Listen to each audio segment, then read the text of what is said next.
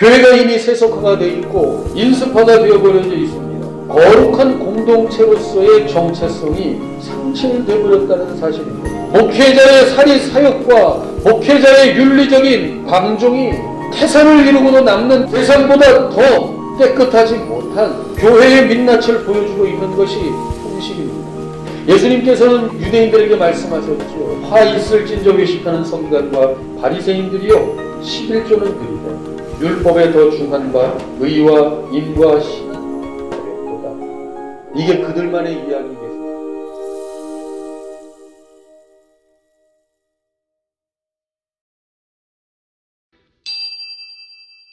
세상에 반한 당신이 세상에 반함으로 아름답다. 세상에 반했다라는 건 세상이 좋다는 것입니다. 그리고 세상에 반함으로 아름답다는 것은 세상에 반대함으로 세상에서 돌이킴으로 아름답다라고 말씀드립니다. 저는 박목월 선생님의 나그네라고 하는 시를 학교 다닐 때 배웠습니다. 그런데 그 박목월 선생님의 나그네가 참 그 시가 좋습니다. 짧은데 너무 아름답습니다. 강나루 건너서 밀밭길을 구름에 달 가듯이 가는 나그네, 길은 외줄기 남도 300리, 술 익는 마을마다 타는 저녁놀, 구름에 달 가듯이 가는 나그네. 신앙생활을 하면서 참 이 나그네라는 말 적지 않게 듣고 하게 됩니다. 그런데 이 나그네라는 말이 그렇게 싫지만은 않습니다. 박목월 선생님의 이 나그네라고 하는 이 시가 우리 성도들에게 참 좋은 시가 되는 것 같습니다. 성도는 세상에서 나그네입니다. 성도는 세상에서 하숙생입니다. 성도는 세상에서 거류민입니다. 성도는 세상에서 이산 나그네입니다. 오늘 큰 제목은 이산 나그네입니다. 21세기를 살고 있는 우리에게 오늘은 조금 무겁고 오늘은 조금 머리를 쫑긋 세우고 들으셔야 됩니다. 그렇지 않으면 맥락을 놓치니까 잘 들으셔야 돼요. 오늘 우리의 교회를 생각할 때 교회가 과연 필요하냐? 만약에 우리가 세상에 나가서 우리가 믿는지 안 믿는지 상관없이 우리가 지나가는 아무나 붙잡고 우리가 한번 리서치를 하고 우리가 조사를 한다면 아마도 적지 않은 사람들은 세상에 기독교, 교회가 필요하다고 얘기할까요? 필요 없다고 얘기할까요? 요즘 같은 시대에는 적지 않은 수는 교회는 없어도 된다고 생각할 겁니다. 교회가 유명무실해지는 그런 느낌을 받습니다. 전도를 하게 돼도 사람들을 마주치게 돼도 목사입니다. 전도사입니다. 권사입니다. 집사입니다. 이야기하는 게 그렇게 녹록지 않습니다. 왜요? 이제는 그렇게 자신의 신분을 밝히면 색안경을 쓰고 보기 때문입니다. 예전에는 교회를 다닌다, 신앙생활 오래 했다, 내가 장로다, 집사다, 권사다 하면 그래도 신뢰성을 가지고 있었는데 지금은 그런 신뢰성이 없습니다. 아무리 목사라고 이야기를 밝혀도 별로 신뢰받을 수 없는 직업군에 속해져 버린 지가 오래됐습니다. 종교의 자유, 선택, 아니 지금은 종교의 자유를 논하는 문제가 아니라 아예 종교는 기독교는 지구상에서 사라져야 되고 박멸되어야 한다는 그런 추세로 세상이 가고 있다는 사실입니다. 그래서 교회는 마치 뭐와 같이 여기느냐? 전염병, 호환마마보다도 더 무서운 전염병과 같이 여겨지고 있다는 사실입니다. 역사학자 중에 전염병과 인류의 역사를 쓴 윌리엄 맥닐이라고 하는 사람이 전염병은 그럼 과연 언제부터 생겼을까? 이분이 연구를 하다 보니까 전염병은 인류가 정착하고 문명이 발생하면서부터 뭐가 생겼다? 전염병이 생겼다고 말하고 있어요. 그런데 어떤 사람들은 전염병만 생긴 것이 아니라 뭐도 생겼다? 그때 전염병보다 더 무서운 종교가 생겼다고 말하는 것입니다. 제주도의 동굴에 돼지 인분이 가득 찼다고 막 뉴스에 나와요. 가축을 키우는 문제가 단순히 가축을 키우는 문제가 아니라 그들이 쏟아내는 배설물의 문제와 그리고 거기에서부터 발생하는 세균의 문제, 그 세균으로부터 발생되는 전염병, 기타 여러 가지 질병들에 대해서는 우리가 별로 생각하지 못하고 살았는데 실제로는 그렇다는 것을 우리에게 보여줍니다. 마치 종교가 그것과 같다는 거예요. 그것보다 더 무섭다는 거예요. 그게 세상이 오늘날 교회를 바라보는 모습 중에 가장 큰 줄거리의 하나라는 사실입니다. 그런데 이것을 우리가 어떻게 받아들여야 될까요? 우리는 교회 안에 있는데, 우리는 성도인데, 우리는 목사인데, 우리는 장로인데, 우리는 권사인데, 우리는 집사인데, 그럼 우리는 이런 세상의 조류 속에서 우리의 자신을 어떻게 생각해야 될까요? 구령의 열정을 가지고 우리가 복음의 빚진 자로서의 복음 증거의 삶을 잘 살아낼 때 세상은 우리에게 나에게 복음을 전해 주십시오라고 만문 활짝 열어놓고 있는 게 아니라 세상은 우리에게 마음을 꼭꼭 닫아놓을 뿐만 아니라 눈으로 째려볼 뿐만 아니라 우리에게 총칼을 겨누기도 하고 있는데 우리는 우리 자신에 대하여 우리의 이런 현 시대, 우리의 삶의 모습 우리는 어떻게 보고 있어야 하고 어떻게 파악해야 하고 그런 세상을 향하여 우리는 어떻게 나아가야 하는가를 우리는 생각해 봐야 할 것입니다. 이런 시대는 우리는 좀 단절해야겠다. 째려보는 세상과 단절해야겠다. 단지 그렇게만 갈 수는 없다는 사실입니다. 우리는 머리 깎고 산으로 갈 수도 없고 우리는 교회를 낭짝 들어다가 사막 한가운데 갖다 놓을 수 없고 우리는 세상 한가운데 교회로 부르심을 받았고 우리는 하나님의 백성으로 부름을 받았고 그 세상 한가운데서 우리는 땅끝까지로 복음의 증인이 되라고 하는 사명을 받은 교회로서 우리는 우리의 이 현실 속에 우리는 어떻게 이 난관을 타개해야 할 것인가 생각해 봐야 한다는 것입니다. 우리는 우리 자신을 위해서 기도해야 합니다. 주님이 말씀하신 것처럼 우리의 자녀들을 위하여 울 때가 있어야 되고 우리의 자녀를 위해서 기도해야 할 때가 있습니다. 그러나 그것에 머무르는 것이 아니라 그것을 넘어서서 우리는 더 큰 것, 하나님이 바라보시는 구속의 역사의 관점에서 이 세상과 역사를 바라볼 수 있고 운명을 바라볼 수 있는 시선이 우리에게도 있어야 한다는 사실을 놓치지 말아야 한다는 것입니다. 가만히 생각해 보면 현재 우리의 교회의 모습, 과연 이건 교회다운 모습인가 생각해 봐야 합니다. 인습에 젖어 있습니다. 우리 교회가 얼마나 인습화에 젖어 있는지 우리 스스로가 깨닫지 못하는 사이에 우리는 그 발을 그 안에 집어넣고 있다는 사실입니다. 교회가 이미 세속화가 되어 있고 인습화가 되어버려져 있습니다. 거룩한 공동체로서의 정체성이 상실되어 버렸다는 사실입니다. 목회자의 사리 사역과 목회자의 윤리적인 그 방종이 태산을 이루고도 남는 그런 시대를 삼고 있습니다. 목사만 문제입니까? 교회마다 이렇게 인습화된 문제가 복음이 증거되는 것을 가로막고 있고 세상보다 더 깨끗하지 못한 교회의 민낯을 보여주고 있는 것이 현실입니다. 예수님께서는 유대인들에게 말씀하셨죠. 예루살렘의 종교 지도자들에게 말씀하셨습니다. 자아도취에 빠져있고 인습화에 빠져있는 유대인 지도자들에게 예수님 말씀하셨습니다. 화 있을진저 외식하는 서기관과 바리새인들이요 너희가 박하와 회당과 근처에 11조는 들이되 율법에 더 중한 바 의와 임과 신은 버렸도다. 이게 그들만의 이야기겠습니까? 도무지 양심이 화인 맞은 것 같아서 양심의 자유를 말하고 종교의 자유를 말하고 내 뜻대로 내 맘대로 산다고 하는 우리의 마음은 여기에서 자유로울 수 있겠습니까? 나는 부정을 저지르지 않았으니까 나는 음탕난 짓을 저지르지 않았으니까 나는 걸리지 않았으니까 자유로울 수 있겠습니까? 한국 교회 안에 들어와 있는데 목사로 들어와 있는데 우리가 각 직분자로 들어와 있는데 우리가 자유로울 수 있다고 생각이 되십니까? 이 인습화된 우리의 교회 현실에서 우리는 결코 자유로울 수 없다는 사실입니다. 예수님께서는 또 말씀하십니다. 마가복음에 너희의 전한 유전으로 하나님의 말씀을 패했다. 사람의 말을 전하느라고 하나님의 말씀을 버렸다는 거예요. 하나님의 말씀을 패하면서까지도 나 하나 그냥 잘하고 나 하나 잘 먹고 잘 사는 것으로 끝날 수 없는 문제라는 사실입니다. 문제의식을 가져야 합니다. 사랑하는 성도 여러분께서 교회의 어른이 되셔야 합니다. 나이 많은 분을 요구하는 게 아닙니다. 어른이 되셔야 합니다.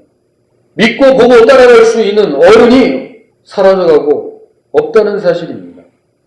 사도 바울은 나중에 예수 그리스도를 영접하고 예수 그리스도의 복음의 증거자가 된 다음에 이런 고백을 합니다. 내가 내 동족 중 연답자보다 훨씬 더 유대교를 지나치게 믿어 내 조상의 유전에 대해 더욱 열심히 있었다. 내가 살고 보니까 내가 신앙생활 한다고 평생을 신앙생활 한다고 살다고 보니까 내가 예수님 영접하고 보니까 내가 진짜 믿고 나고 보니까 진짜 신앙생활이 뭔지 알고 나서 보니까 내가 했던 신앙생활은 하나님을 경외하는 삶이 아니라 그냥 사람 말 쫓아서 살았다는 겁니다. 그냥 11조 하려니까 11조 했고, 그냥 주일 성수하려니까 주일 성수했고, 좋은 신앙인 줄 알았고, 그냥 사람 따라다니고 몰켜다니면서 그게 다인 줄로 생각했다는 거예요. 그거 하면 되는 줄 알고, 그거 하면 다인 줄 알고. 그런데 정말 예수님 영접하고 나니까 나는 사람 쫓아다니는 것밖에는 아무것도 한 것이 없었다고. 그것이 사도 바울이 말하는 것입니다. 사람의 유전에 열심이 있었다고. 그건 하나님이 인정하실 수 없는 거였다고 사도 바울이 고백합니다. 그렇지 않던가요, 정말? 사람의 유전을 지키기 위해서 발버둥 쳤고, 그 사람의 유전을 몇 달에 지킨 것 때문에 자랑했고, 자부심을 가졌고, 뻗댔고, 당을 짓고, 시기하고, 질투하고, 분내지 않았던가요? 사도 바울은 그걸 깨달은 것입니다. 내가 기독교인들을 잔해하면서까지도, 예수 믿는 사람을 핍박하면서까지도, 교회를 공중분해시키면서까지도 그는 잘하고 있는 줄로 착각했다는 것입니다.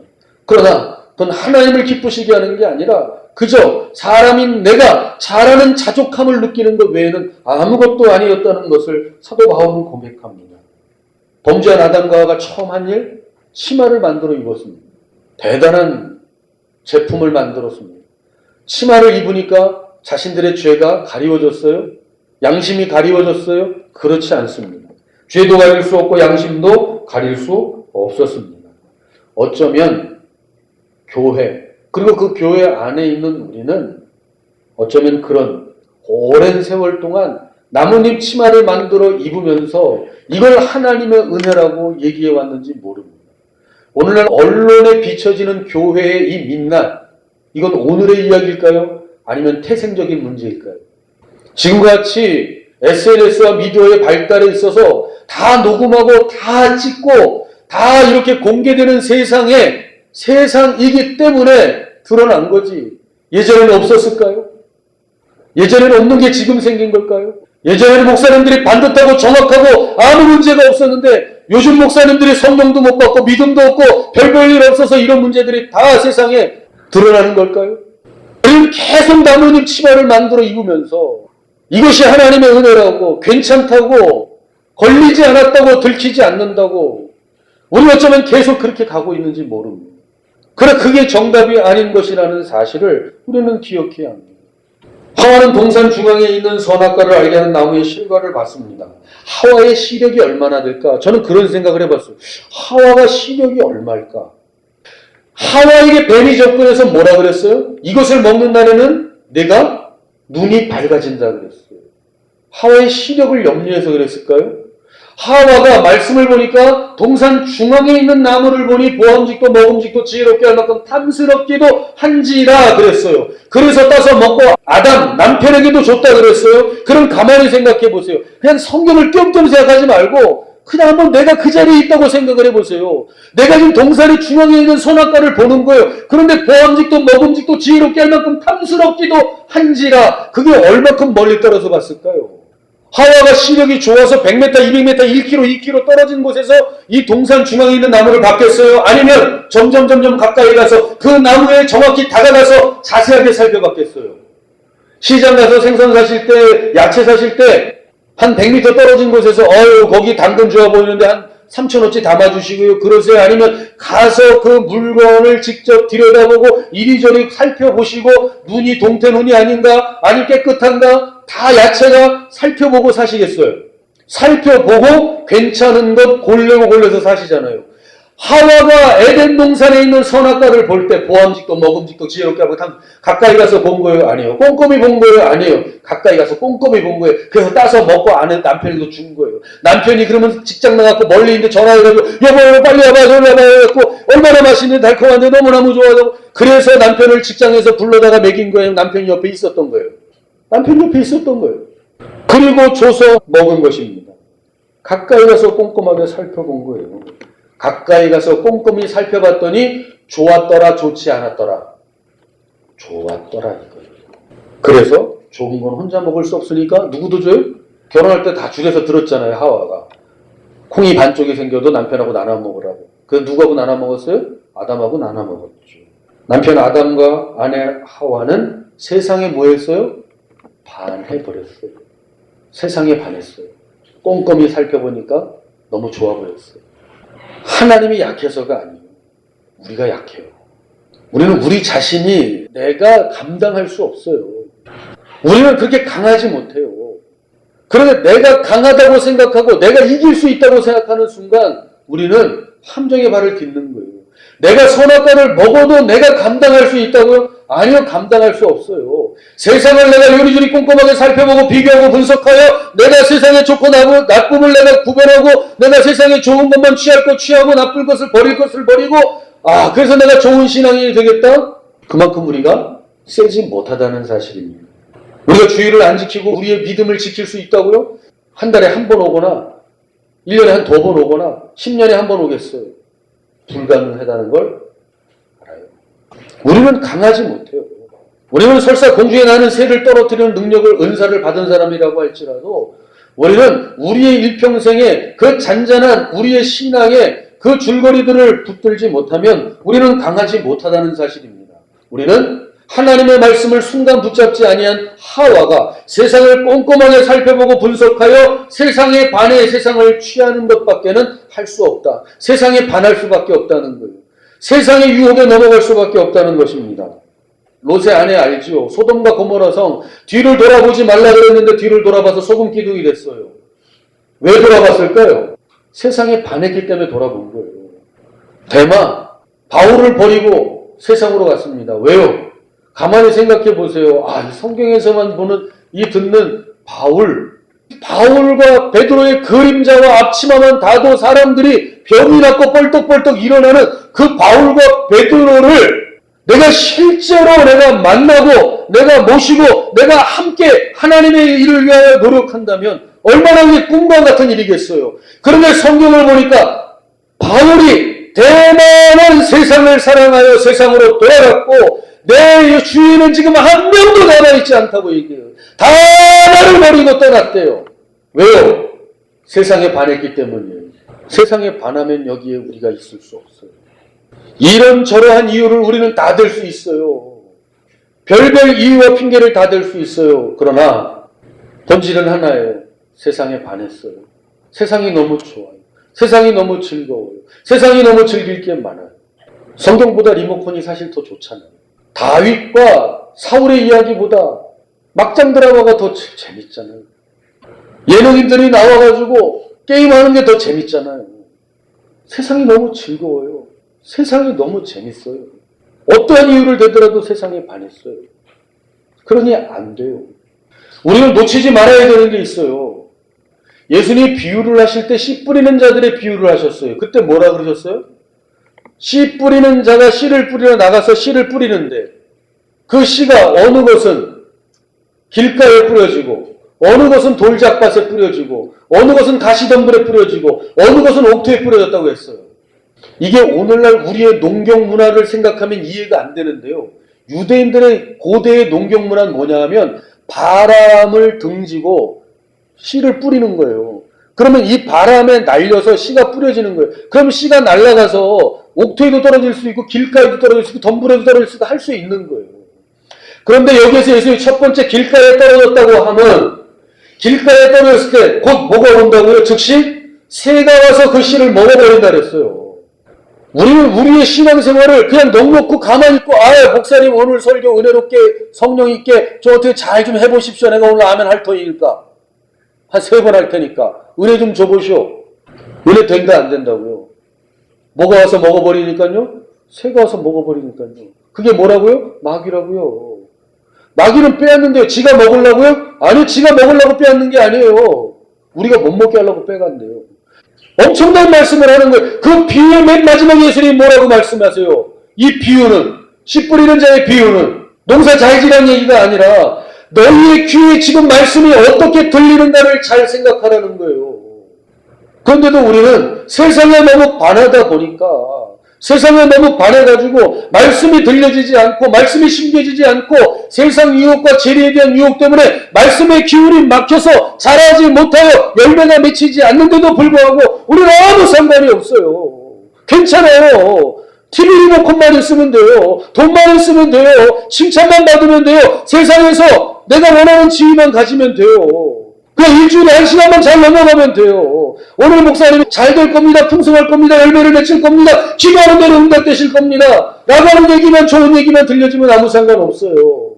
그러면 은혜 됐고, 그렇지 않아도 힘들어 죽겠는데 오늘은 별로 은혜 안 되네. 그런 세월의 반복, 그것이 결국은 우리를 인수파되게 하고 결국은 수없는 유대교의 역사 가운데 예수님이 오셔서 그들을 질책할 수밖에 없는 거. 인수파된 유대교. 그게 오늘날 우리의 교회의 모습이 아니겠어요. 그게 바로 우리가 살고 있는 오늘 우리의 현실입니다. 우리가 놓치고 있는 건 뭐냐? 가장 중요한 거 그거예요.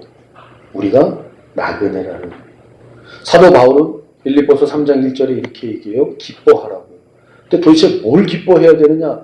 오늘 읽은 그거예요. 3장 20절에 오직 우리의 시민권은 하늘에 있는지라.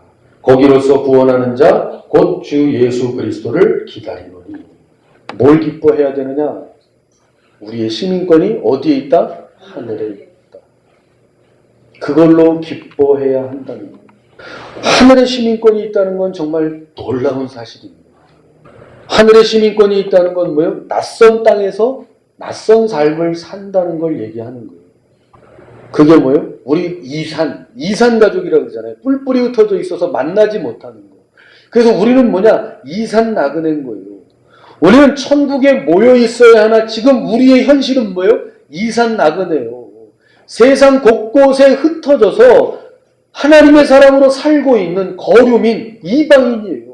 주거 지역은 있어요. 주거할 곳은 있으나 뭐는 없는 거예요? 시민권은 없는 자로서의 삶을 사는 거예요. 그런데 이거를 우리가 맹탕 놓쳐버리면 뭐예요? 이 땅에서 우리가 마치 이 땅의 시민권을 갖고 있는 자의 삶을 살려고 함으로 말미암아 교회가 교회의 정체성을 잃어버리고 목회자가 목회자의 정체성을 잃어버리고 성도가 성도로서의 정체성을 잃어버리고 이 땅에서 이대로 여기가 좋사오니 이곳에 초막셋을 지을 터니 주님도 이 땅에서 사시고 엘리야도 이 땅에서 사시고 우리도 이 땅에서 살겠습니다 라고 하는 이 땅에서의 삶을 꿈꾸게 된다는 것입니다. 결국 그것이 이 땅에서 우리의 삶을 타협하는 삶으로 가지고 오는 거예요. 얼마나 교회가 정권과 결탁하여 수많은 폐해를 일으켰는지 우리는 기억해야 돼요. 아브라함은 본토 친척 아비집을 떠났습니다. 그리고 하나님이 지시하는 땅으로 가나안 땅에 갔어요. 그 땅에 가서 뭐 하라고 갔어요? 투기하러 간 게 아니라 뭐 하러 갔어요? 나그네의 삶을 살기 위해서 간 거예요. 천막 치고 사는 삶을 살기 위해서 갔어요. 잠을 잘 곳은 있어요. 양을 칠 곳은 있어요. 그러나 그곳에서 그 땅 사람들과 한편이 돼서 사는 삶은 허락받지 못한 거예요. 그래서 아브라함과 이삭과 야곱이 끊임없이 보여준 삶은 뭐예요? 나그네의 삶을 사는 것을 보여주신 거예요. 그래서 재산이 아무리 많아도 그래서 나중에 이삭은 뭐가 됐어요? 거부가 됐다고 성경에 기록하잖아요. 거부. 그런데 돈이 아무리 많아도 그들은 그 땅에서 뭐예요? 가나안 땅에서 나그네예요. 아브라함이 얼마나 명망이 있고 이름을 얻었어요? 그래도 그 땅에서 뭐예요? 나그네의 삶을 사는 거예요. 거기에서 왕조를 만들지 않았어요. 국가를 건설하지 않았어요. 그냥 나그네로서의 삶을 살아가는 자의 삶을 사는 거예요. 그래야 거기에서 신앙이 인수파되지 않아요. 그래야 신앙이 썩지 않아요. 그런데 오늘날 교회와 우리의 많은 대부분의 신앙이 썩어가는 이유가 뭐냐? 나그네의 삶이 아니라 자꾸 정주민의 삶, 그곳에서 왕조를 세우고 그곳에서 자기의 인생을 바벨탑의 인생을 세우는 것으로 살아가기 때문에 결국은 교회가 어려움을 당하고 우리의 인생의 개인이 어려움을 당하고 있다는 사실입니다. 세상에서 교회는 점령군으로 온 게 아닙니다. 우리는 점령군으로 온 게 아니에요. 군정을 실현하고 그걸 목표로 삼는 게 아닙니다. 우리는 이 땅에서 뭐예요? 나그네로 사는 거예요. 우리는 우리의 신앙을 분명하게 가지고 있어야 합니다. 이 땅에서 사는 이유를 분명히 가지고 있어야 돼요. 세상과 짝하여 사는 것이 아니라 우리는 우리의 정체성을 분명히 가지고 살 수 있을 때 우리는 보란듯이 세상에 대하여 예수 그리스도가 진리라고 예수 그리스도가 우리를 위하여 십자가에 달려 죽으셨다고, 예수 그리스도를 믿어야만 우리의 생명이 있고 구원이 있다는 사실을, 미래가 있다는 사실을, 소망이 있다는 사실을 분명하게 얘기할 수 있다는 사실입니다. 우리는 세상에 반해서 세상으로 가는 인생이 아니라 세상에 반대해서 하나님께로 더욱 가까이 가는 삶이 되실 수 있기를 주님의 이름으로 축원합니다. 그런 삶으로 더욱 우리를 다부지게 가꾸어 가실 수 있기를 주님의 이름으로 축원합니다.